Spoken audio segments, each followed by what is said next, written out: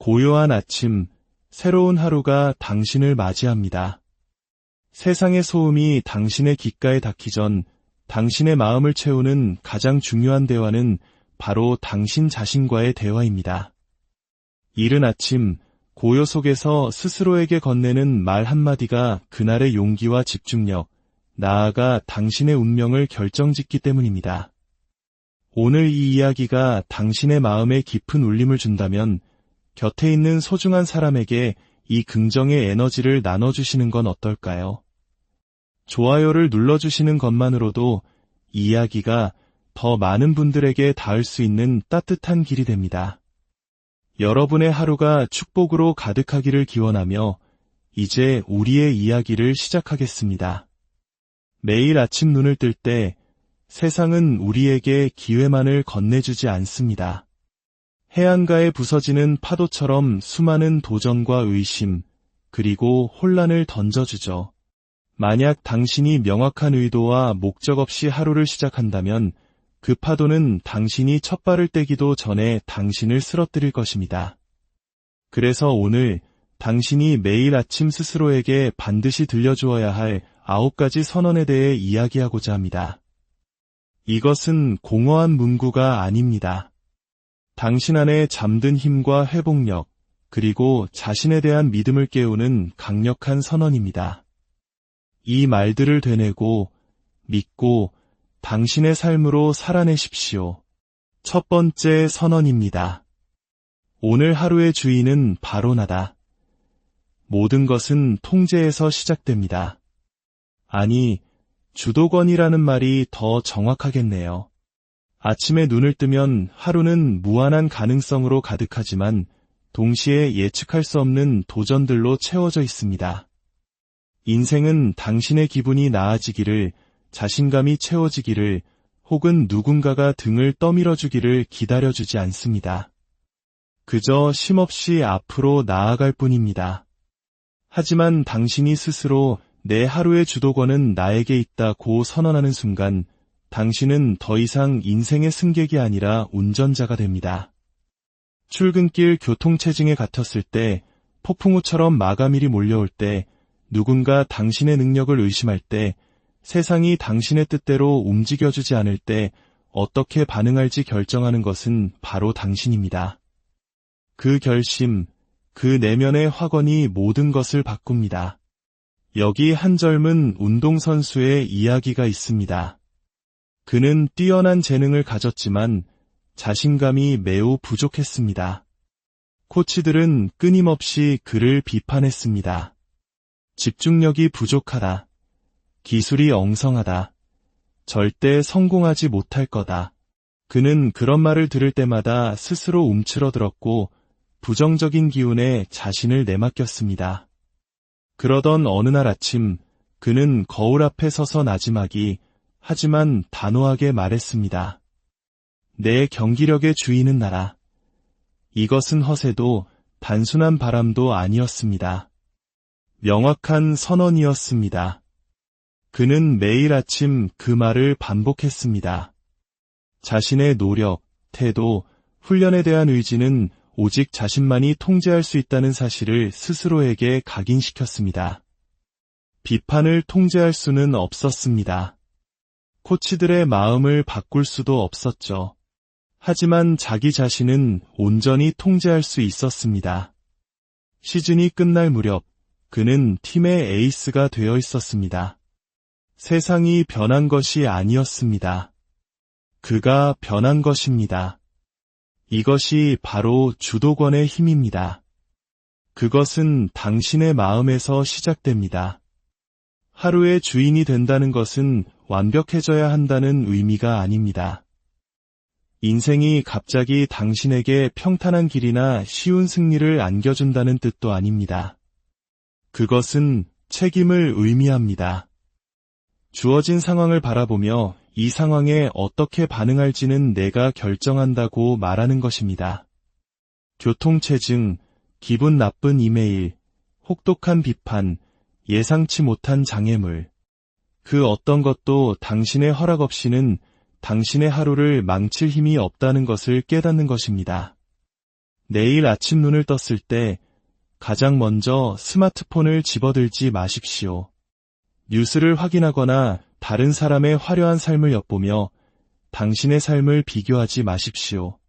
그 대신 거울 앞에 서거나 방 안의 고요함 속에 앉아 분명하게 선언하십시오. 오늘 하루의 주인은 바로 나다. 당신의 인생이 걸린 것처럼 말하십시오. 실제로 그렇기 때문입니다. 두 번째 선언입니다. 나는 내가 생각하는 것보다 더 큰 능력을 가졌다. 우리는 매일 아침 눈에 보이지 않는 무거운 짐을 지고 일어납니다. 청구서, 책임감, 마감일 같은 현실적인 짐도 있고 두려움, 의심, 스스로 만든 한계 같은 보이지 않는 짐도 있습니다. 그중 가장 무거운 것은 넌 할 수 없어. 넌 부족해. 넌 절대 해내지 못할 거야 라고 속삭이는 내면의 목소리입니다. 하지만 당신이 매일 아침 스스로에게 상기시켜야 할 진실이 있습니다. 나는 내가 생각하는 것보다 훨씬 더 큰 능력을 가졌다. 이 말을 확신에 차서 외치십시오. 마치 당신 안에 이미 존재하는 힘을 불러내는 것처럼 말입니다. 우리가 한계라고 부르는 것들은 대부분 환상입니다. 우리 마음속에서 춤추는 그림자에 불과하죠. 그 그림자는 우리를 둘러싼 벽이 실제보다 더 높다고, 앞길이 실제보다 더 멀다고, 저 산이 너무 가파르고 위험해서 도저히 오를 수 없다고 우리를 설득합니다. 하지만 자세히 들여다보면 당신을 멈추게 하는 유일한 것은 당신이 할 수 없다는 당신 자신의 믿음뿐입니다. 전구를 발명하기까지 수천 번의 실패를 거듭했던 토머스 에디슨을 떠올려 보십시오.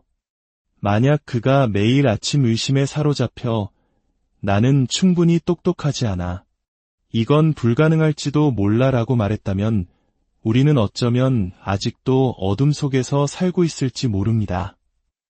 그는 불가능성이 자신을 정의하도록 내버려 두지 않았습니다. 그는 자신의 가능성이 자신을 정의하도록 했습니다.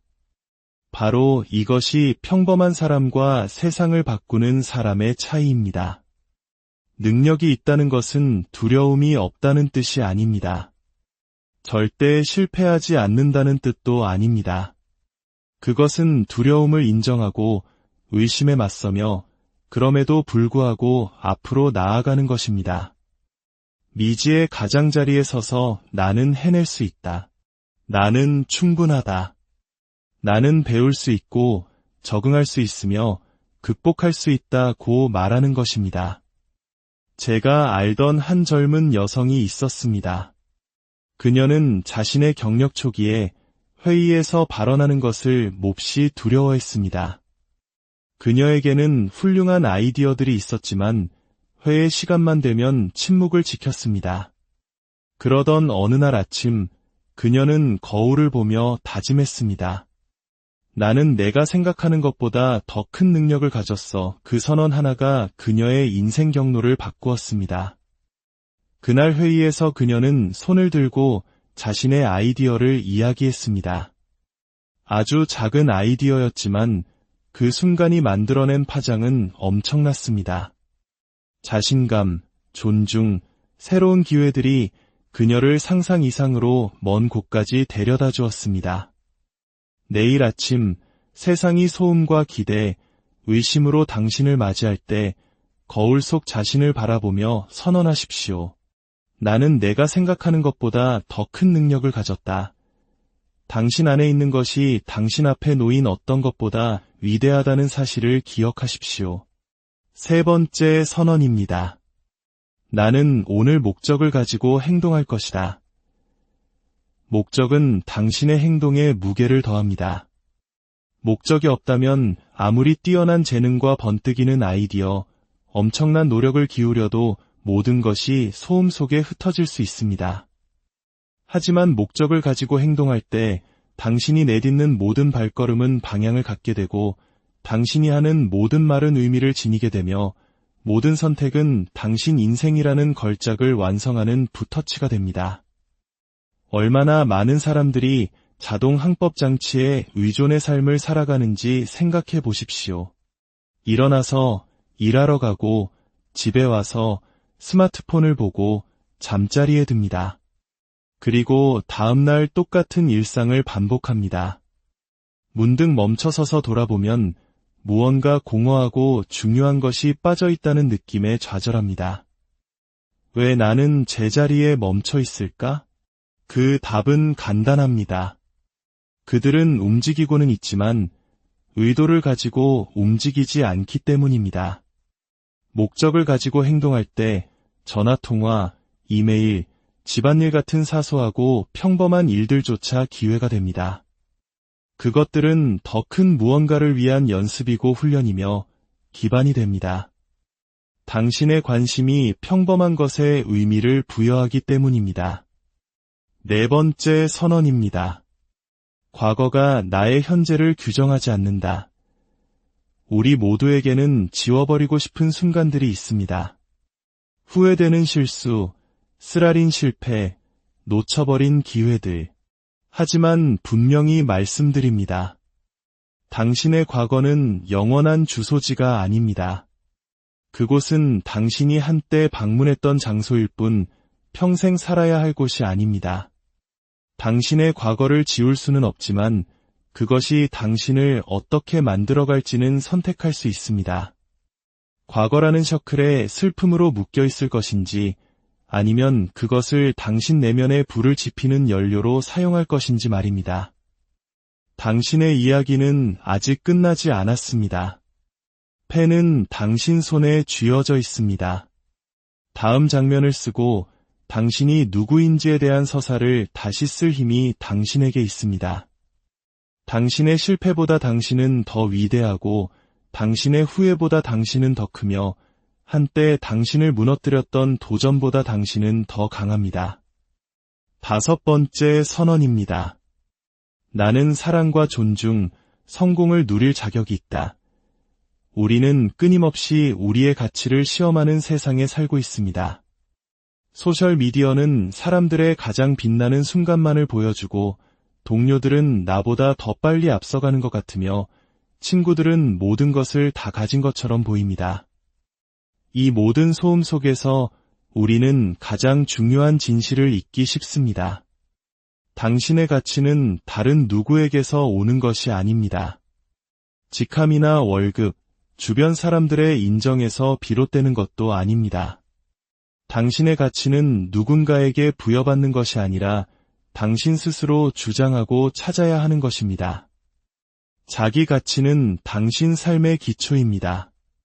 만약 그 기초를 다른 사람의 의견 위에 쌓는다면 그것은 다른 사람의 변덕에 쉽게 흔들리는 연약한 구조물이 될 것입니다. 하지만 그것이 당신 내면에서 우러나올 때 그 기초는 흔들리지 않습니다. 다른 사람들이 당신을 의심할 때 당당히 설 수 있는 용기를 주고 문이 닫힐 때 계속 나아갈 수 있는 회복력을 주며 당신을 존중하지 않는 상황이나 관계에서 벗어날 수 있는 명확함을 줍니다. 여섯 번째 선언입니다. 나는 기꺼이 불편함을 마주할 것이다. 우리 모두는 편안함을 추구하도록 만들어졌습니다. 그것이 인간의 본성이죠. 하지만 분명히 말씀드립니다. 성장은 편안함 속에 존재하지 않습니다. 진정한 변화는 당신이 불편함 속으로 들어설 때 찾아옵니다. 불편함은 장애물이 아닙니다. 성장을 향해 나아가고 있다는 이정표입니다. 세계 최고의 농구 선수였던 마이클 조던을 생각해 보십시오. 그는 수없이 많은 슛을 놓쳤지만 실패를 두려워하지 않았습니다. 그는 모든 실패와 좌절이 약함의 증거가 아니라 자신을 한계까지 밀어붙이고 있다는 증거이며 성장하고 있다는 증거라는 것을 이해했습니다. 한국인들에게 익숙한 투혼이라는 단어처럼 그는 불편함을 위대함으로 가는 다리로 여겼습니다. 두려움은 멈추라는 신호가 아닙니다. 그것은 성장을 향해, 기회를 향해, 당신이 만들어갈 수 있는 삶을 향해 나아가라는 나침반입니다. 마법은 불편함의 저편에서 일어납니다. 7번째 선언입니다. 나는 회복할 것이고 다시 일어설 것이다. 인생은 당신을 넘어뜨릴 것입니다. 그것은 확실합니다. 하지만 넘어지는 것이 당신의 힘을 측정하는 기준이 아닙니다. 다시 일어서는 것, 고통에도 불구하고 계속 나아가는 것, 쓰러져 있기를 거부하는 것이 당신이 진정 누구인지를 보여줍니다. 그것이 바로 회복 탄력성입니다. 회복 탄력성은 소수의 운 좋은 사람들에게만 주어지는 재능이 아닙니다. 그것은 선택이며 사용하면 할수록 강해지는 근육과 같습니다. 실패를 겪고 다시 일어설 때마다, 거절당하고도 앞으로 나아갈 때마다, 고통 속에서 숨을 고르고 다음 발걸음을 내디딜 때마다 당신의 회복 탄력성은 성장합니다. 우리 민족이 전쟁의 잿더미 속에서 일어서 한강의 기적을 이루었듯 개인의 삶에서도 좌절은 끝이 아니라 새로운 시작의 발판이 될 수 있습니다. 수십 곳의 출판사에서 거절당했지만 결국 해리포터라는 세계적인 작품을 탄생시킨 J.K. 롤링처럼 좌절은 일시적일 뿐이라는 믿음을 가지십시오. 8번째 선언입니다. 나는 불평 대신 감사를 선택하겠다. 매일 아침 우리는 선택의 기로에 놓입니다. 잘못된 것, 부족한 것, 우리를 좌절시키는 것에 집중하며 하루를 시작할 수도 있습니다. 하지만 또 다른 길이 있습니다. 모든 것을 변화시키는 길, 바로 감사의 길입니다. 감사를 선택하는 것은 현실을 무시하는 것이 아니라 관점을 선택하는 것입니다. 당신의 마음을 훈련시켜 가능한 것, 좋은 것, 이미 당신의 삶에서 잘 작동하고 있는 것을 보게 하는 것입니다. 감사는 수동적인 감정이 아니라 적극적인 실천입니다. 불평은 에너지를 소모하고 집중력을 흐트리며 부정적인 생각이 더 큰 부정적인 생각을 낳는 악순환을 만듭니다. 반면 감사는 당신의 뇌가 부족함 대신 풍요로움을, 한계 대신 가능성을 보도록 재설계합니다. 아주 작은 것이라도 좋습니다. 창문으로 쏟아지는 햇살의 따스함, 잠자리의 편안함, 사랑하는 사람의 목소리. 이런 작은 감사의 씨앗들이 당신의 마음속에서 힘과 평화, 집중력으로 자라날 것입니다. 9번째 선언입니다. 나는 오늘 나의 유산을 남길 것이다. 유산이라는 단어는 종종 유명하거나 부유한 사람들만의 것이라고 생각됩니다. 하지만 그것은 오해입니다.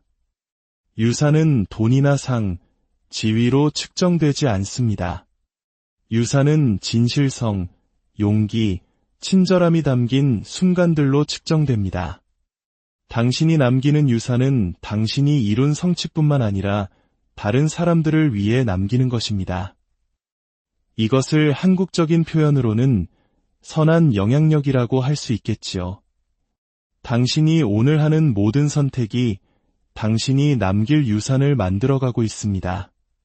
낯선 사람에게 건네는 미소, 고통받는 친구의 말을 들어주는 시간, 자신을 의심하는 사람에게 건네는 격려의 말 한마디.